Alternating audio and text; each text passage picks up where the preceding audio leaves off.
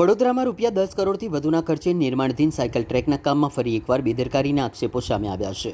અગાઉ નવા બનેલા ટ્રેકનો એક ભાગ બેસી જતાં સમગ્ર વિસ્તારનું કામ તોડી ફરીથી કરવું પડ્યું હતું. હવે ફરી સ્થળ પર પાણી ભરાયેલી સ્થિતિમાં ચણતરનું કામ ચાલી રહ્યું હોવાના દ્રશ્યો સામે આવતા કામની ગુણવત્તા અંગે પ્રશ્નો ઊભા થયા છે. સ્થાનિકોના કહેવા મુજબ જ્યાં ચણતરનું કામ ચાલી રહ્યું છે ત્યાં કુંડીઓમાં પાણી ભરાયેલું હોવા છતાં કામગીરી ચાલુ રાખવામાં આવી રહી છે, જેના કારણે લાંબા ગાળે કામની મજબૂતાઈ અને ટકાઉપણાને લઈને લોકોમાં ચિંતા વ્યક્ત થઈ રહી છે. મીડિયા સ્થળ પર પહોંચતા જ કામની દેખરેખ રાખી રહેલા એક વ્યક્તિને પૂછપરછ કરવામાં આવી હતી. જોકે તેણે પોતાની ઓળખ આપવાનો ઇનકાર કરતા પોતે માત્ર સામાન્ય નાગરિક હોવાનું જણાવ્યું અને કેમેરો જોઈ સ્થળ પરથી નીકળી ગયો. સ્થાનિકોમાં ચર્ચા છે કે અગાઉ ટ્રેક બેસી જવાની ઘટના છતાં કામ કરવાની પદ્ધતિમાં કોઈ નોંધપાત્ર સુધારો જોવા મળતો નથી. કરોડો રૂપિયાના જાહેર નાણાં ખર્ચાતા હોવા છતાં વારંવાર આવી ખામીઓ સામે આવતા લોકોમાં રોષ જોવા મળી રહ્યો છે.